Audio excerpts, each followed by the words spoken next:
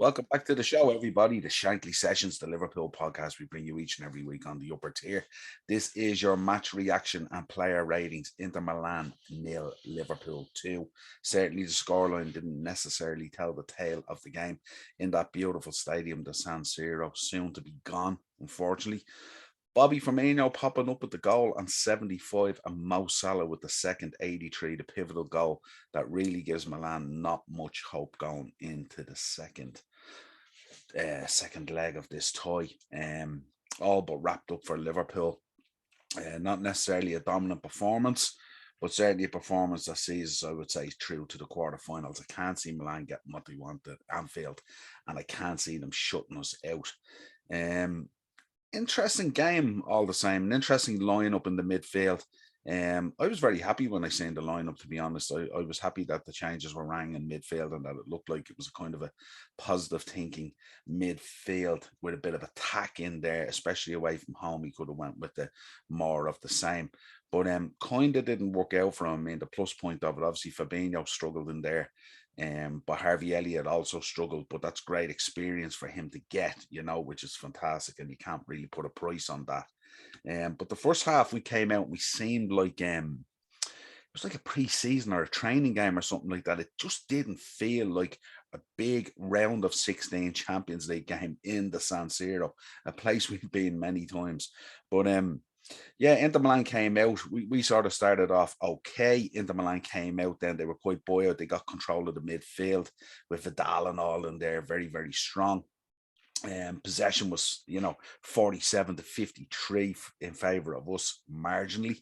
I thought like our defense was very busy in the first half, way more busier than what I'd like to see. But of course, Konate in there and Virgil van Dijk absolutely taking control of defence. Virgil was unbelievable. And maybe that's a game that Virgil needed, because in recent weeks he's been pretty anonymous insofar as it's just been a kind of a walk in the park for him, really.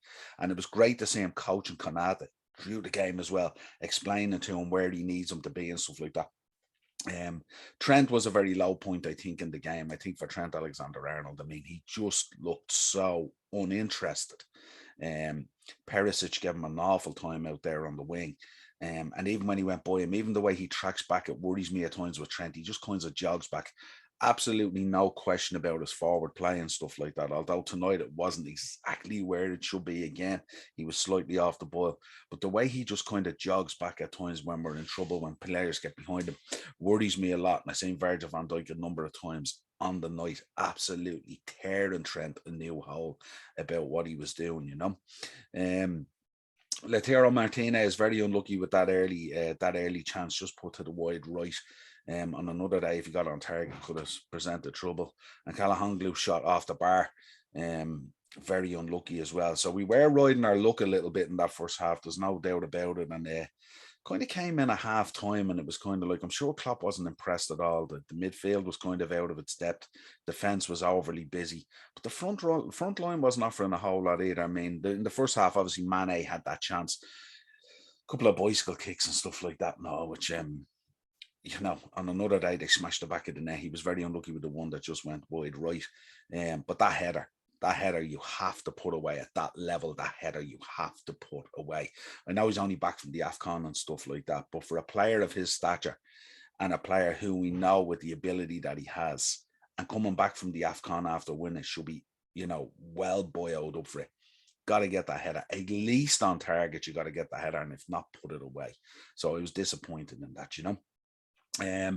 Half time, Klopp rang the first change. Obviously, Bobby Firmino comes on for Jota at half time.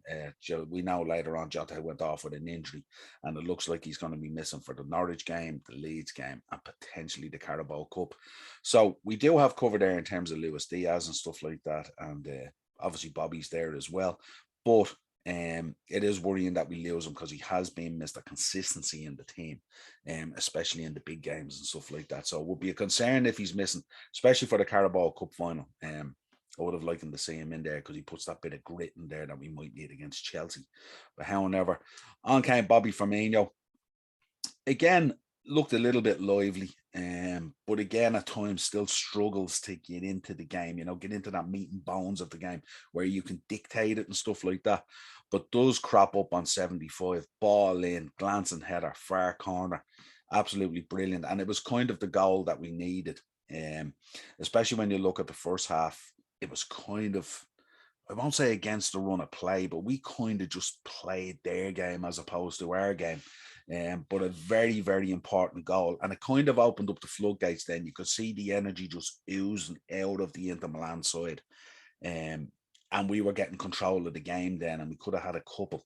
But then Salah pops up, ball into the box. He gets on the end of it, runs in ahead of one of the players and absolutely rifles it into the net. Comes off a deflection, but goes in. And 2-0 would have been big. 1-0 going back to Anfield. Now, don't get me wrong, I'm not worried in any way, because I know that we're head and shoulders better than Inter Milan. If you look at Serie A this season, it pales in comparison to the Serie A that we would know in terms of the strength of world football. You see AC Milan on top there. We know what we did to AC Milan in the group stages. Went to the San Siro there and absolutely bullied them to bits. They're top of the league. Inter Milan are second in the league. I think Juve are down in fifth or something like that. Napoli as well. You see Napoli in the Europa. So we can talk about where Italian football is. Obviously, COVID has heavily affected it, and obviously there's been a massive drop off in the strength of the Italian league. So I had no worries in watching the game. I was a little bit worried because the way it was unfolding, there was a little bit of lackluster complacency from us. But in terms of the overall thing and going back to Anfield, we know going back to Anfield, we beat everyone at Anfield when we go back there in terms of Champions League under the lights. So I wasn't overly worried. But Klopp did ring the changes. Bobby got the goal, Salah got the goal, so it was 2-0. So the scoreline, listen, great result, indifferent performance. Then he rang the changes on 59 minutes. A triple change came in. We had Diaz coming on for Mane. And Diaz brought this unbelievable energy. He was chasing down every ball all over the place, wanted to get involved, running in, pushing the mistakes from the Inter Milan side and stuff like that. Hendo came on for Fabinho. Very unusual, Fabinho getting a subbed off, but had an indifferent first half. Obviously, with the changes in midfield, he struggled to control it the way he normally would, and they were coming through the midfield pretty handy there. And when a guy like Vidal is really getting control of you there, you do have to make the changes, especially at his level. And Keita came on for Harvey Elliott. Keita again putting himself about. But the one thing I would note, and we've spoke about it on this show a number of times, is the in-game management for Jurgen Klopp at times has been a little bit questionable. The timing of making substitutions to manage games to see results out earlier in the season had been a problem. The Brentford game is one that comes to mind straight away. But I think this time he got it spot on. He's seen that we were getting overrun. He put the change in there. Hendo got control of the ball, got a bit of control of the midfield. Keita was putting himself about as he does. And Diaz brought that massive lift of energy up on the front line, stuff like that, which raised the energy levels of the team in general. When you see one of the guys on your team putting in a shift like that, you only try harder yourself. Obviously, Bobby stepped up. 75 minutes, glancing header, far corner, absolutely brilliant goal to get us going. I think in terms of the highlights, I think, although Harvey didn't have his best night out there in the Liverpool shirt, and he becomes the youngest player, of course, to represent Liverpool in the Champions League, I think he will gain from that experience, and I think it's only a good thing. I think Konate and Van Dijk were both amazing. Albeit I don't like to see Van Dijk that busy, but it's good to see him tested, and he was tested the other night. But when you see him just, pushing Martinez off the ball, like this Latura Martinez that everyone is raving about, and then you see like Dzeko running in on goal with a ball over the top, and Van Dijk just runs in, pushes him out of the way, and takes the ball off him like he doesn't even exist. Was unbelievable, to see. But from a positional point of view, they were absolutely class. And it was great to see Van Dijk as well getting stuck into Trent when he's not happy.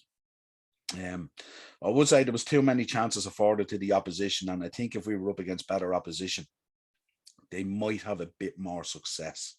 We know the level that this Inter Milan team is at. But yeah, good.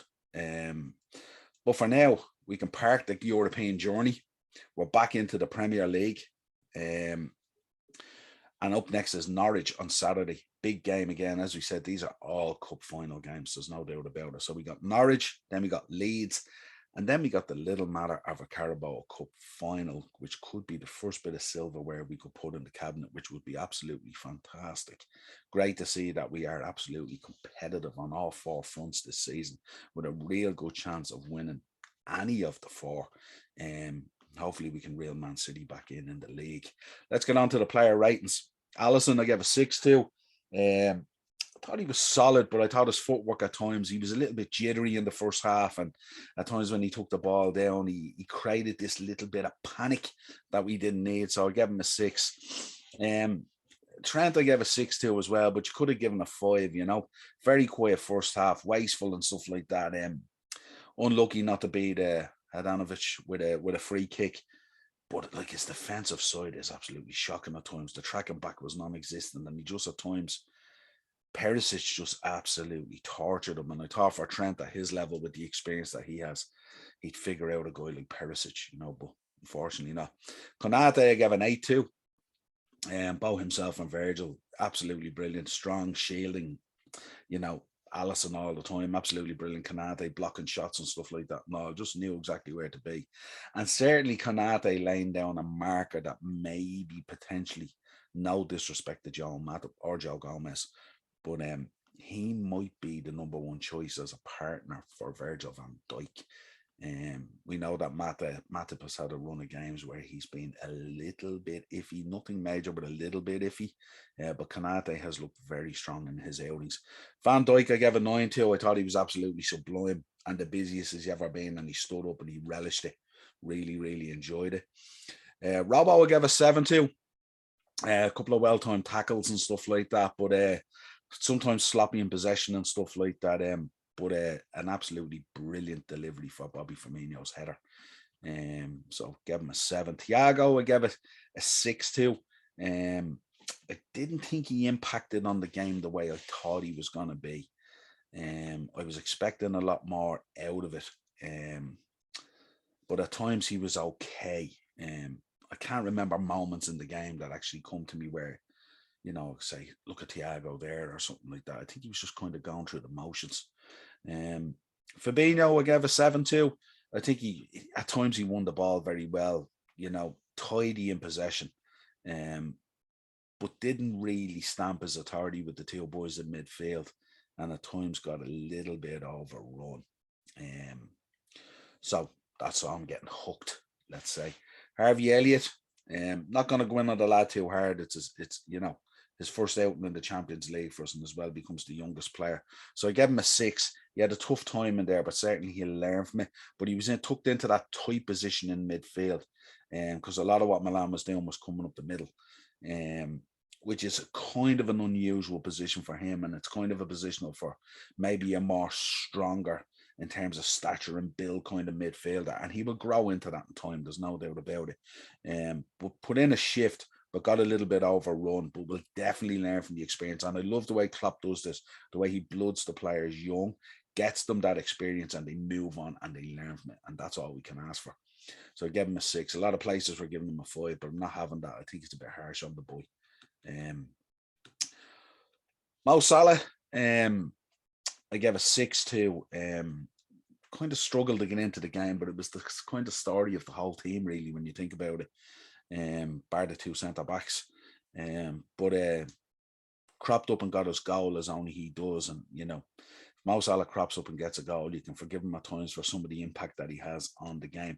But I thought a lot of those diagonal balls that we normally play to him, that he took down and stuff, that he took them down lovely, but he seemed to run himself into trouble or run out of ideas, or at times he was looking for a bit of protection from the ref and stuff like that, and sort of being strong and getting into the game the way we know he can.